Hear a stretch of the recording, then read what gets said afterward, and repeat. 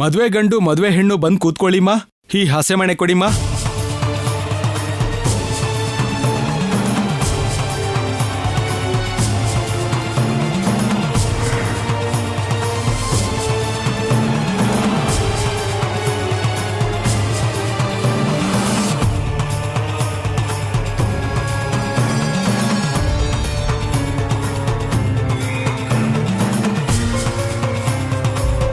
ನೀನು ನನಗೆ ಬೇಕು ಅಂತ ಇದೆಲ್ಲ ಮಾಡ್ತಿದ್ಯೋ ಅಥವಾ ಅದಾಗದೇ ಆಗ್ತಿದ್ಯೋ ಗೊತ್ತಿಲ್ಲ, ಆದ್ರೆ ನಾನು ಏನ್ ಮಾಡ್ಬೇಕು ಅಂತ ನನಗೆ ತುಂಬಾ ಚೆನ್ನಾಗಿ ಗೊತ್ತು ರಾಜಲಕ್ಷ್ಮಿ. ನೀನೇನು ಮಾಡೋಕ್ಕಾಗಲ್ಲ. ಮರ್ಯಾದೆಯಿಂದ ಪೂಜೆಲಿ ಕೂತ್ಕೊಂಡು ನಿನ್ನ ಗಂಡನ ಹತ್ರ ತಾಳಿ ಕಟ್ಟಿಸ್ಕೊಂಡು ಸಂಸಾರ ಮಾಡಿದ್ರೆ ಅದು ಈ ಮನೆಗೆ, ನಿನಗೆ, ಇಬ್ರಿಗೂ ಒಳ್ಳೇದು. ಅದನ್ನು ನೋಡೋಣ. ನೋಡೋಣ.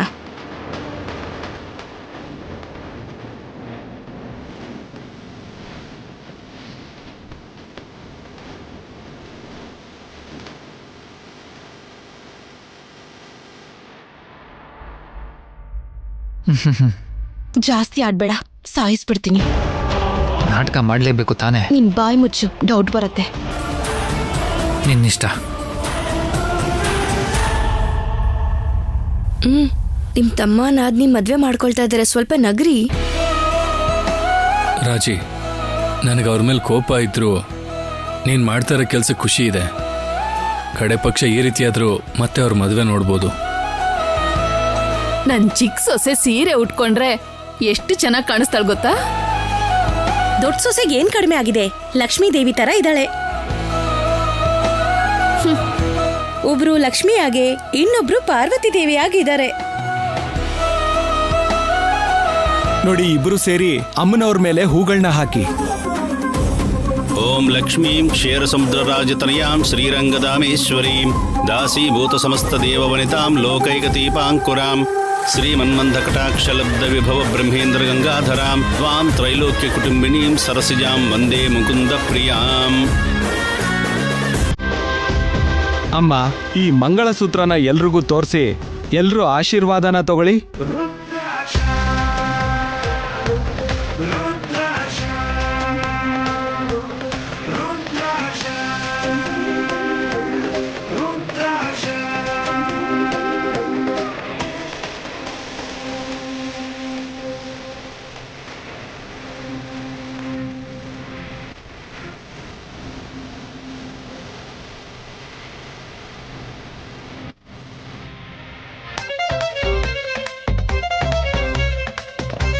ನನ್ನನ್ನು ಆಮೇಲೆ ನೋಡ್ಬೋದು, ಮೊದಲು ಕೆಲಸ ನೋಡ್ಕೊ.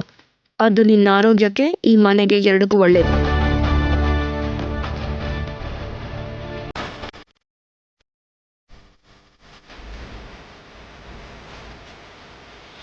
ಮುಹೂರ್ತಕ್ಕೆ ಕೆಲವೇ ಕ್ಷಣಗಳಿರೋದು. ಮಂತ್ರಗಳನ್ನ ಹೇಳ್ತೀನಿ, ಸರಿಯಾಗಿ ಆ ಸಮಯಕ್ಕೆ ತಾಳಿನ ಹೆಣ್ಣಿನ ಕತ್ತಿ ಕಟ್ಟಬೇಕು. ಸರಿ ಪುರೋಹಿತ್ರೆ.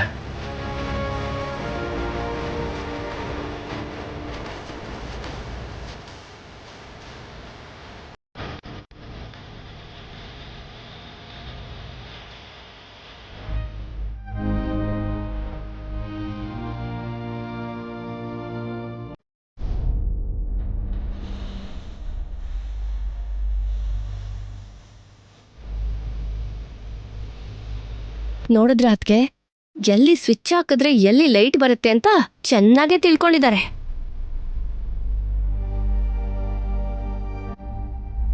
ಎಲ್ಲೇ ಸ್ವಿಚ್ ಹಾಕಿದ್ರು ಯಾವ ಲೈಟು ಆನ್ ಆಗಲ್ಲ. ಅದವ್ರಿಗೆ ಗೊತ್ತಿಲ್ಲ, ಇನ್ನು ಎಳೆ ಮಕ್ಕಳು. ನೀನು ಎಳೆ ಮಕ್ಕಳು ಅಂತಿದ್ಯಾ, ಅವ್ರು ನೋಡಿದ್ರೆ ಚೂಪಾಗಿರೋ ಚಾಕುಗಳ ತರ ಇದ್ದಾರೆ. ದೊಡ್ಡಮ್ಮ, ಅತ್ತೆ, ನಾನು ತಪ್ಪು ಮಾಡಿದ್ದೀನಿ ಅಂತ ಅನ್ನಿಸ್ಬೋದು, ಆದರೆ ನಾನು ಕಷ್ಟಪಟ್ಟು ಕೆಲಸ ಮಾಡಿದ್ದೀನಿ. ಅದು ಯಾಕೆ ಅಂದರೆ ಆದ್ಯನಿಗೋಸ್ಕರ. ಅವಳನ್ನ ಕಣ್ಣಲ್ಲಿ ಕಣ್ಣಿಟ್ಟು ನೋಡ್ಕೊಳ್ಳೋದಕ್ಕೆ ನನ್ನ ಕಣ್ಣಿಗೆ ಧೂಳು ಬಿದ್ದರೂ ಪರವಾಗಿಲ್ಲ, ನಾನು ತಡ್ಕೋತೀನಿ. ತುಂಬ ಕಷ್ಟಪಟ್ಟೆ. ಇದೆಲ್ಲ ಆದ್ಯಂಗೋಸ್ಕರನೇ ಅತ್ತೆ. ಸೀನು, ನೀನು ಎಷ್ಟು ಕಷ್ಟಪಡ್ತಾ ಇದೀಯ ಅನ್ನೋದಕ್ಕಿಂತನೂ ಎಷ್ಟು ಸತ್ಯವಾಗಿ ಕೆಲಸ ಮಾಡ್ತಿದ್ಯಾ ಅನ್ನೋದೇ ಮುಖ್ಯ.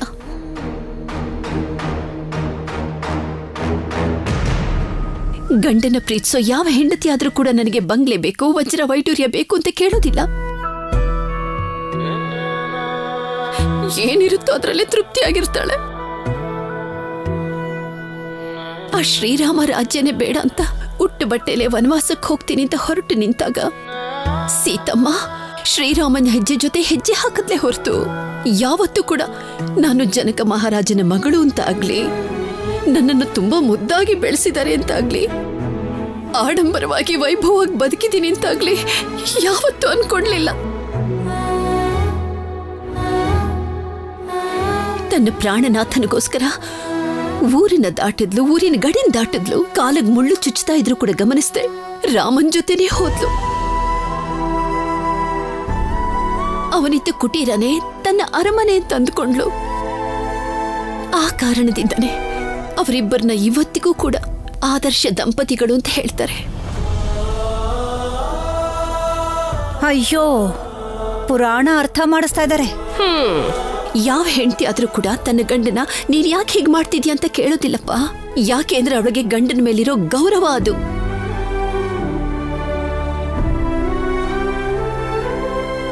ನೀನ್ ಅದನ್ನ ಅರ್ಥ ಮಾಡ್ಕೊಳ್ದೆ ಆದ್ಯನಿಗೋಸ್ಕರ ನಾನು ಕಷ್ಟಪಡ್ತಾ ಇದ್ದೀನಿ ಅಂತ ಹೇಳ್ತಾ ಇದೀಯ. ಅದನ್ನ ಪ್ರೇಮ ಅಂತ ಕೂಡ ಹೇಳ್ತಾ ಇದೀಯ.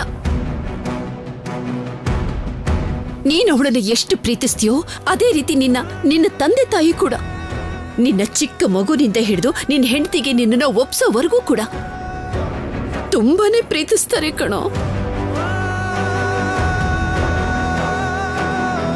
ಕಣ್ಣಿನ ರೆಪ್ಪೆ ಹಾಗೆ ನೋಡ್ಕೊಳ್ತಾರೆ. ಅಂಥ ತಂದೆ ತನ್ನ ಮಗಳ ಗಂಡ ಇಷ್ಟೆಲ್ಲಾ ಕಷ್ಟಪಡ್ತಾ ಇರೋದನ್ನ ನೋಡ್ಕೊಂಡು ಅದ್ ಹೇಗೋ ಸುಮ್ನಿರ್ತಾರೆ? ಅದ್ ಹೇಗೋ ಒಪ್ಕೋತಾರೆ ಸೀನು? ಅದ್ಕೆ ಇವ್ರಿಗಿಷ್ಟು ಬೋಧನೆ ಮಾಡ್ತಿದ್ದಾರೆ ಅಂದ್ರೆ ಇವ್ರ ಹಿಂದೆ ಗಟ್ಟಿಯಾಗಿ ನಿಂತ್ಕೊಳ್ಳೋ ತರ ಇದ್ದಾರೆ. ಬಾಯಲ್ಲಿ ಹೇಳ್ದಷ್ಟು ಸುಲಭ ಅಲ್ಲ ಕೆಲಸ ಮಾಡೋದು. ದೊಡ್ಡಮ್ಮ, ನಾನ್ ಸೀನುನ ಅಪಾರ್ಥ ಮಾಡ್ಕೊಂಡಿದ್ದಕ್ಕೆ ಅವನ್ನ ದೂರ ಇಟ್ಟಿದ್ದೆ. ಯಾವಾಗ ಅವನ್ನ ಅರ್ಥ ಮಾಡ್ಕೊಂಡು ಅವಾಗ್ಲಿಂದ ಅವನಿಂದ ದೂರ ಇರೋಕ್ಕಾಗಲ್ಲ ಅನ್ನೋದು ನನಗೂ ಅರ್ಥ ಆಗಿದೆ. ಬೇರೆ ಆಗಿ ನಾವು ಬದುಕಲ್ಲ ಅತ್ತೆ. ಇವತ್ತು ನಮ್ಮಪ್ಪ ಸೀನು ಮೇಲೆ ಕೋಪ ಮಾಡ್ಕೊಂಡಿದ್ರು ಸರಿ, ನನಗ ಅವನ ಮೇಲೆ ಯಾವತ್ತಿಗೂ ಕೋಪ ಬರಲ್ಲ. ಯಾಕಂದ್ರೆ ನನ್ ಗಂಡ ಅಮಾಯಕ ದೊಡ್ಡಮ್ಮ.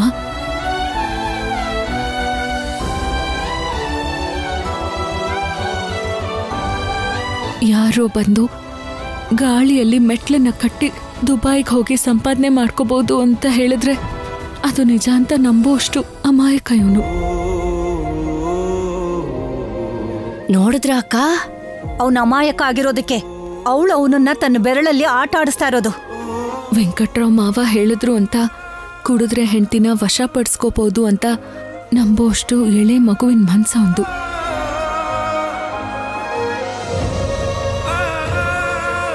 ನಾವು ಎಷ್ಟೋ ಸಲ ಬೈದಾಡಿದೀವಿ, ಹೊಡೆದಾಡಿದೀವಿ. ಕೊನೆಗೆ ನನ್ನ ತಂದೆಗೇನೋ ಮಾಡಿದಾನೆ ಅನ್ನೋ ಹುಚ್ಚ ಆಲೋಚನೆಯಿಂದ ಅವನಿಂದ ದೂರ ಆಗ್ಬೇಕು ಅಂತಾನೂ ಅನ್ಕೊಂಡೆ. ಆದ್ರೆ ನಾನು ಕೋಪ ಮಾಡ್ಕೊಂಡ್ರು, ಬೈದ್ರು ಸೀನು ಮಾತ್ರ ಒಬ್ಬ ತಂದೆ ಹಾಗೆ ನೋಡ್ಕೊಂಡ. ಅದಕ್ಕಿಂತ ಹೆಚ್ಚಾದ ಪ್ರೀತಿನೇ ಕೊಟ್ಟಿದ್ದಾನೆ. ಅಂಥದ್ರಲ್ಲಿ ಇವತ್ತು ನಮ್ಮ ತಂದೆ ಬಂದಿದ್ದಾರೆ ಅಂತ ನನಗಿನ್ಯಾರೂ ಬೇಡ ಅಂತ ಅನ್ಕೋತಿಲ್ಲ. ದೊಡ್ಡಮ್ಮ, ನನಗೆ ಸೀನು ಬೇಕು. ನಾನು ಅಪ್ಪನ ಜೊತೆ ಅಮೆರಿಕಾಗೆ ಹೋಗಲ್ಲ, ಹೋಗೋದು ಇಲ್ಲ.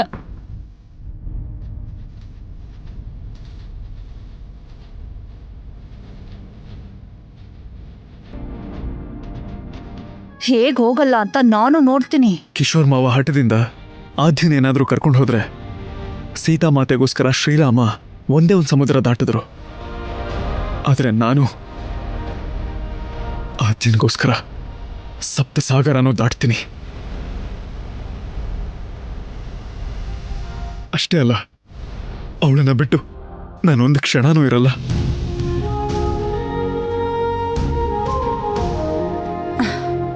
ಇವನೊಬ್ಬ ಅಮಾಯಕ ಚಕ್ರವರ್ತಿ. ನಿಮ್ಮಿಬ್ರು ಮಾತಲ್ಲೂ ನೀವಿಬ್ರು ಒಬ್ರನ್ನೊಬ್ರು ಎಷ್ಟು ಪ್ರೀತಿಸ್ತಾ ಇದ್ದೀರ ಅನ್ನೋದು ಗೊತ್ತಾಗುತ್ತೆ. ನಿಮ್ಮ ಪ್ರೇಮನೆ ನಿಮ್ಮನ್ನ ಗೆಲ್ಸುತ್ತೆ ಕೂಡ. ಅವಳ್ದೆಲ್ಲ ನಾಟಕದ ಪ್ರೀತಿ, ಊಸ್ರುವಳ್ಳಿ. ಮೊನ್ನೆ ತನಕ ಶತ್ರು ತರ ನೋಡಿ ಈಗ ನನ್ ಮಗ ಬೇಕು ಅಂದ್ರೆ ಯಾರು ನಂಬ್ತಾರೆ? ಅಲ್ಲಿ ಜಾನ್ಕಿ ಅಕ್ಕ ನಂಬ್ತಾ ಇದ್ದಾರಲ್ವಾ? ಆ ನಂಬಿಕೆನ ನಾನ್ ಹಾಳು ಮಾಡ್ತೇನಲ್ಲ. ನಿಮ್ಮಿಬ್ರು ಪ್ರೀತಿನ ಕಾಪಾಡ್ಕೋಬೇಕು ಅಂದ್ರೆ ನೀವಿಬ್ರು ಮನಸ್ಸು ಬಿಚ್ಚಿ ಮಾತಾಡ್ಕೋಬೇಕು. ಒಂದು ಸುಳ್ಳನ್ನ ಹೇಳಿ ಆ ಸುಳ್ಳನ್ನ ಮುಚ್ಚಿಟ್ಕೊಳ್ಳೋಕೆ ಮತ್ತೆ ಮತ್ತೆ ಸುಳ್ಳು ಹೇಳೋದು ತಪ್ಪು. ನಿಮ್ ಪ್ರೀತಿನಲ್ಲಿ ಸತ್ಯ ಇದೆ ಅಂತ ಅಂದ ಮೇಲೆ ನಿಮ್ಮಿಬ್ರು ಮಾತಲ್ಲೂ ಯಾಕ್ರೂ ಸತ್ಯ ಇರಬಾರ್ದು? ನಿಜ ಹೇಳೋದಕ್ಕೆ ಧೈರ್ಯ ಸಾಕಾಗ್ಲಿಲ್ಲ ದೊಡ್ಡಮ್ಮ. ಪ್ರೇಮ ಅಂದ್ರೇನೆ ಧೈರ್ಯ ಅಲ್ವೇನಮ್ಮ? ತಪ್ಪಾಗೋಯ್ತು ಅತ್ತ. ಅದನ್ನ ಸರಿ ಮಾಡ್ಕೊಳ್ಳೋಂತ ಅವಕಾಶ ಕೊಡ್ಸಿ. ದೊಡ್ಡಮ್ಮ, ನೀವ್ ಹೇಳಿದ್ರೆ ಅಪ್ಪ ಒಪ್ಕೋತಾರೆ. ನಿನ್ ಮೇಲೆ, ನಿನ್ ಮಾತಿನ ಮೇಲೆ ಅಷ್ಟೊಂದು ಗೌರವ ಇದೆ. ನಮ್ಮಿಬ್ರನ್ನ ನಿನ್ ಕೈಯಾರೆ ನೀನೇ ಒಂದ್ ಮಾಡ್ಬೇಕು. ಕಾಲ್ ಹತ್ರ ಬಂದು ಕೈ ಹಿಡ್ಕೊಂಡ್ರೆ ಕೆಲ್ಸ ಆಗೋಗುತ್ತೆ ಅಂತ ಅನ್ಕೊಂಡಿದ್ದಾಳೆ. ಅಲ್ಲ, ಅವ್ರನ್ನ ನೋಡ್ತಿದ್ರೆ ಹಾಗೆ ಅನಿಸ್ತಿದೆ ಅತ್ಗೆ. ಅಸಾಧ್ಯನ ಸುಸಾಧ್ಯ ಮಾಡೋ ತರ ಇದಾರೆ. ಸಾಧ್ಯ ಆಗೋದು ಅಸಾಧ್ಯ ಆಗೋ ಹಾಗೆ ಮಾಡ್ತೀನಿ ನೋಡು. ಸೀನು, ಕೈ ಹಿಡ್ಕೊಂಡು ಲಾಭ ಇಲ್ಲ, ಕಾಲಕ್ ಬೀಳೋಣ. ಬಾ ಬಾ. ಅತ್ತೆ, ದೊಡ್ಡಮ್ಮ, please ಅತ್ತೆ, ದೊಡ್ಡಮ್ಮ, ದಯವಿಟ್ಟು ನೀವು ನಮ್ಮನ್ನ ಕಾಲ್ ಮಾಡ್ಬೇಕು ಅತ್ತೆ. ದೊಡ್ಡಮ್ಮ, ಅತ್ತೆ, ಇಬ್ರನ್ನೂ ನಾವು ಒಂದು ಬಿಡಲ್ಲ ಅತ್ತೆ. ದಯವಿಟ್ಟು ದೊಡ್ಡಮ್ಮ. Please ದೊಡ್ಡಮ್ಮ. ನೀವು ಅಂದ್ರೆ ಮಾತ್ರ ಬಿಡದತ್ತೆ. ಹೌದು ದೊಡ್ಡಮ್ಮ, ಬಿಡ್ರು. ನನ್ನ ಒಪ್ಸೋ ಜವಾಬ್ದಾರಿ ನಿಮ್ದೆ. ಆದ್ಯಾ ಬಿಡು. Please ದೊಡ್ಡಮ್ಮ. ನನ್ನ ಬೀಳಿಸ್ಬಿಡ್ತೀರಾ ನೀವು? ಎಲ್ಲಿ ಕಾಲ್ Please ಬಿಡ್ರು. ದೊಡ್ಡಮ್ಮ. ಬಿಡ್ರು. Please ದೊಡ್ಡಮ್ಮ. ನಮ್ ಜೀವನ ನಿಮ್ ಕೈಯಲ್ಲಿದೆ ಅತ್ತೆ. ದೊಡ್ಡಮ್ಮ, ನಮ್ಮಪ್ಪ ಸೀನು ಕಾಲನ ತೊಳಿಲಿಲ್ಲ. ಆ ಜವಾಬ್ದಾರಿನ ನೀವೇ ತಗೊಳ್ಳಿ ದೊಡ್ಡಮ್ಮ. ಪ್ಲೀಸ್ ದೊಡ್ಡಮ್ಮ. ಸೆಂಟಿಮೆಂಟ್ ಡೋಸು ಜಾಸ್ತಿ ಮಾಡಿದ್ರು ಅತ್ಗೆ. ಅದಕ್ಕೆ ಆಯಿಂಟ್ಮೆಂಟ್ ನನ್ನ ಹತ್ರ ಇದೆ ಬಿಡು. ಸರಿ ಏನೋ ಒಂದ್ ಮಾಡಿದ್ರಾಯ್ತು. ಮೊದ್ಲು ನನ್ ಕಾಲ್ ಬಿಡಿ. ಬಿಡ್ರು. ಮಾಡ್ತೀನಿ ಅಂತ ಹೇಳಿದ್ರೆ ನೀವು ಖಂಡಿತವಾಗ್ಲೂ ಮಾಡ್ತೀರಾ, ನಮಗ್ ಗೊತ್ತು ಅತ್ತೆ. ನನಗಿನ್ಯಾವ ಟೆನ್ಷನ್ನೂ ಇಲ್ಲ.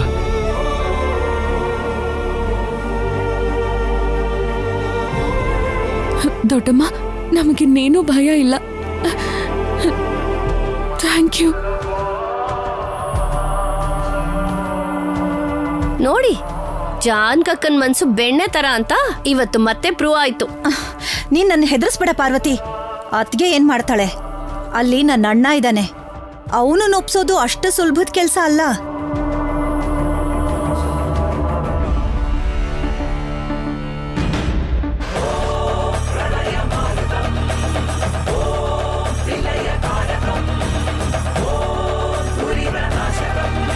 ಸಾರಿ ಅಶ್ಮಿತಾ, ಏನು ಅನ್ಕೋಬೇಡ.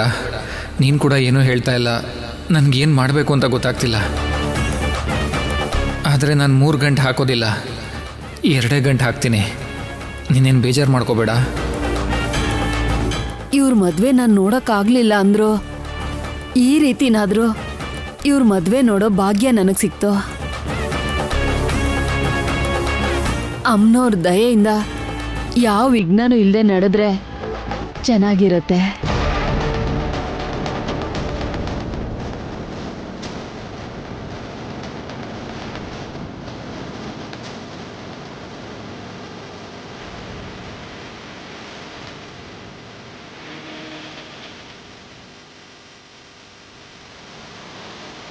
ಮಾಂಗಲ್ಯಂ ತಂತುನಾನೇನ ಮಮ ಜೀವನ ಹೇತುನಾ ಕಂಠೆ ಬಧ್ನಾಮಿ ಸುಭಗೆ ತ್ವಂಜೀವ ಶರದಶತಂ ಮಾಂಗಲ್ಯ ಧಾರಣ ಮುಹೂರ್ತಸ್ಸು ಮುಹೂರ್ತೋ ಅಸ್ತು. ಒಂದ್ ನಿಮಿಷ.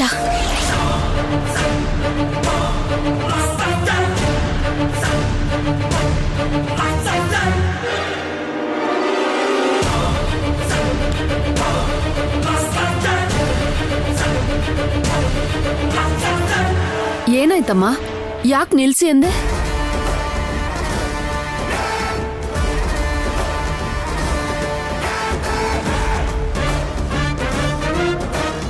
ಇದನ್ನೆಲ್ಲ ಇಲ್ಲಿಗೆ ನಿಲ್ಲಿಸ್ಬಿಡಿ.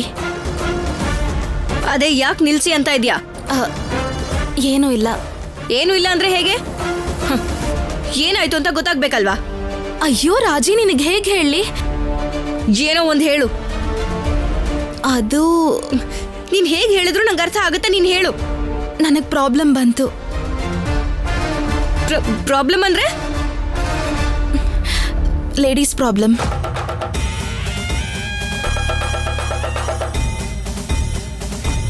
ಅಯ್ಯಯ್ಯೋ, ಕೊನೆ ಕ್ಷಣದಲ್ಲಿ ಯಾಕೆ ಈ ತರ ಆಯ್ತು?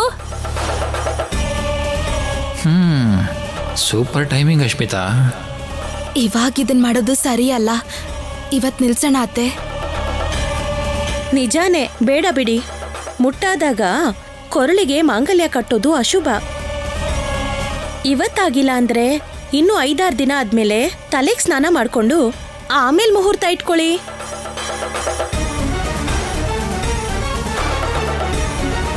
ಸರಿನಮ್ಮ, ಈ ಸರಿ ಮುಹೂರ್ತ ಇಟ್ಕೊಂಡಾಗ ಕರೀರಿ, ಬರ್ತೀನಿ.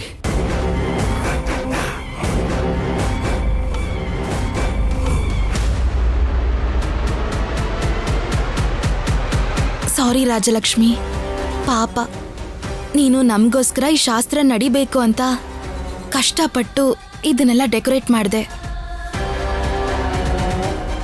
ಸರ್, ನಿಮಗೂ ಕೂಡ ಸಾರಿ.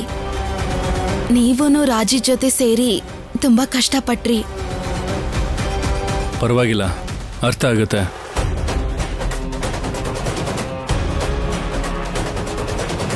ಆ ಸಮಸ್ಯೆ ಎಲ್ಲ ಅರ್ಧ ಗಂಟೆ ಲೇಟಾಗಿ ಬಂದಿದ್ರೆ ಇದೆಲ್ಲ ಮುಗ್ದೋಗ್ತಿತ್ತಲ್ವಾ? ಅಮ್ಮನವ್ರ ಆಶೀರ್ವಾದ ಕೂಡ ಸಿಗ್ತಾ ಇತ್ತು. ಹೋಗ್ಲಿ ಬಿಡು, ಹಣೆಯಲ್ಲಿ ಏನ್ ಬರ್ದಿರುತ್ತೋ ಅದೇ ನಡೆಯೋದು.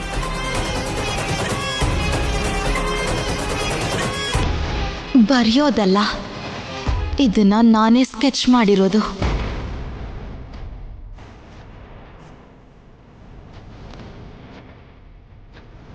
ನೀನು ನನಗ್ ಜಲಕ್ ಕೊಡೋಣ ಅಂತ ನೋಡ್ದೆ, ಆದ್ರೆ ನಾನು ನಿನಗೆ ರಿಟರ್ನ್ ಜಲಕ್ ಕೊಟ್ಟೆ. ಹೇಗಿತ್ತು?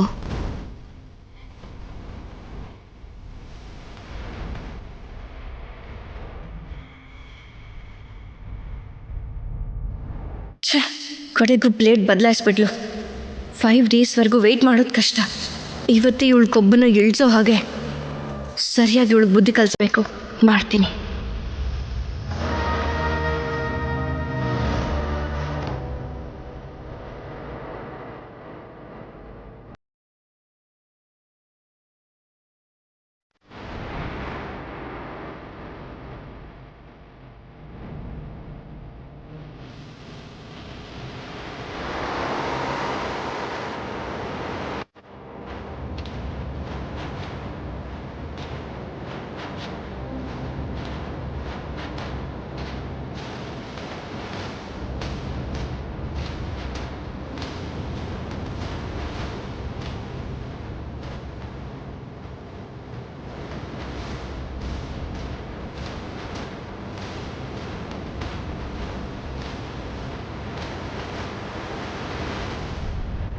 ನೋಡಿದ್ಯಾ, ತಿಮ್ಮಪ್ಪನ ದರ್ಶನಕ್ಕೆ ಭಕ್ತರು ಕ್ಯೂನಲ್ಲಿ ನಿಂತ ಹಾಗೆ ಹೇಗೆ ನಿಂತಿದ್ದಾರೆ? ಇವ್ರು ಎಷ್ಟೇ ಪ್ಲಾನ್ ಹಾಕಿದ್ರು ಯಾವ ಕೆಲಸನೂ ನಡೆಯಲ್ಲ. ದೇವ್ರು ಪೂಜಾರಿಗಾದ್ರೂ ವರ ಕೊಟ್ಬಿಡ್ತಾನೆ, ಆದ್ರೆ ನಮ್ಮಣ್ಣ ಇವ್ರು ಹೇಳೋ ಮಾತನ್ನ ಖಂಡಿತ ಕೇಳಲ್ಲ. ಅಷ್ಟೊಂದು ಖಂಡಿತವಾಗಿ ಹೇಗೆ ಹೇಳ್ತಿದ್ದೀರಾ ಅತ್ಗೆ? ಕ್ವಶನ್ ಹಾಕ್ತೆ ನಮ್ ಕೋರಿಕೆ ನೆರವೇರ್ಲಿ ಅಂತ ಕೇಳ್ಕೊ. ಆಯ್ತು ಆಯ್ತು. ಸೀನು, ಅದ್ಯಾ ಹೋಗ್ರು, ಹೋಗಿ ಹೋಗಿ. ನೀವೇ ಹೋಗ್ಬೇಕು ಅಂತ ಹೋಗ್ಬೇಕು ಅಂತೇನೋ ಅನ್ಸುತ್ತೆ, ಆದ್ರೆ ಯಾಕೋ ಹೆದರಿಕೆ ಆಗುತ್ತೆ ಕಣ್ರು. ನನ್ನ ದೊಡ್ಡಮ್ಮ, ನಮ್ ಹಿಂದೆ ನೀವಿದ್ದೀರಾ ಅನ್ನೋ ಧೈರ್ಯದಿಂದ ನಾವಿದ್ರೆ ದೊಡ್ಡಪ್ಪನ ಹತ್ರ ಹೋಗೋದಕ್ಕೆ ಧೈರ್ಯ ಇಲ್ಲ ಅಂತಿದ್ದೀರಲ್ಲ. ರಕ್ಷಣೆ ಕೊಡಬೇಕಾಗಿರೋ ನೀವೇ ಈ ತರ ಯೋಚನೆ ಮಾಡ್ತಾ ನಿಂತ್ರೆ ಹೇಗತ್ತೆ? ಅಲ್ಲ, ಅದೌದ, ಅವರು ಏನೋ ಲೆಕ್ಕ ಬರಿತಾ ಇದ್ದಾರೆ. ನಾ ಮಧ್ಯದಲ್ಲಿ ಹೋದ್ರೆ ಅವ್ರಿಗೆ ಸರಿ ಹೋಗಲ್ವಾ ಏನೋ. ನಾನು ಆಮೇಲೆ ಹೋಗ್ತೀನಿ. ಲೆಕ್ಕಗಳ ಜೊತೆಗೆ ನಮ್ ಹಣೆ ಬರಹನ್ ಕೂಡ ನೀಟಾಗಿ ಬರಿ ಅಂತ ಹೇಳೋ ಧೈರ್ಯ ನಿನಗ್ ಮಾತ್ರನೇ ಇರೋದು ದೊಡ್ಡಮ್ಮ. ದೊಡ್ಡಮ್ಮ ಹೋಗಿ, ದೊಡ್ಡಮ್ಮ ನಮಗೋಸ್ಕರ ಹೋಗಿ. ಅಯ್ಯೋ ನಿಮ್ನೋ. ಪಾರ್ವತಿ, ಅವ್ರು ಏನ್ ಮಾತಾಡ್ಕೋತಾ ಇದಾರೆ ಅಂತ್ಯಾ? ನಂಬಿಕೆ ಇದೆ ಅಂತ ಹೇಳಿದ್ರಿ, ನೀವೇ ಭಯ ಪಡ್ತಿದ್ದೀರಲ್ಲ ಅತ್ಗೆ. ನಾನ್ ಭಯ ಪಡ್ತಾ ಇಲ್ಲ, ಜಾಗ್ರತೆ ವಹಿಸ್ತಾ ಇದ್ದೀನಿ.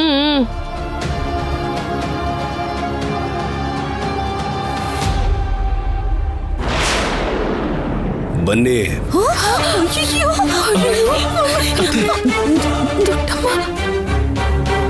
ಅಯ್ಯೋ, ಬರೋದಕ್ಕೆ ಹೇಳ್ದೆ ಅಲ್ವಾ?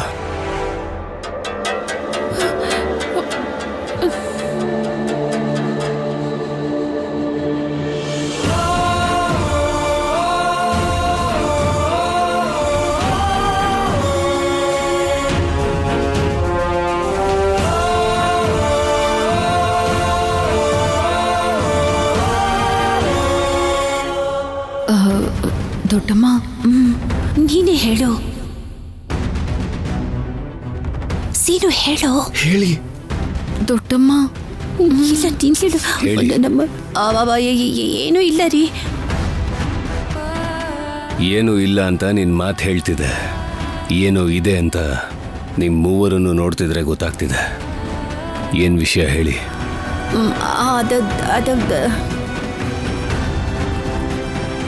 ಅಕ್ಕ ಹೇಳ್ತಾರೆ ಅನ್ಕೊಂಡ್ರೆ ಇವ್ರನ್ನೇ ಹೇಳು ಅಂತ ಹೇಳ್ತಿದಾರಲ್ಲ. ನನ್ನ ಮಗ ಆ ಅಮೇರಿಕಾ ಹುಡುಗಿ ಎಂಜಲು ನುಂಗೋ ಹೊತ್ತಿಗೆ ಸಾಕಾಯ್ತು. ಇನ್ನೇನ್ ಹೇಳ್ತಾರೆ? ಇವ್ರ ಅಣ್ಣನಿಗೆ ಹೇಳೋ ಹೊತ್ತಿಗೆ ಒಳ್ಳೆ ಕಾಲ ಓಡ್ ಹೋಗತ್ತೆ. ಈ ಸೀನು, ಮೊದಲು ಇಬ್ರು ಕಾಲಕ್ಕೆ ಬೀಳಿ.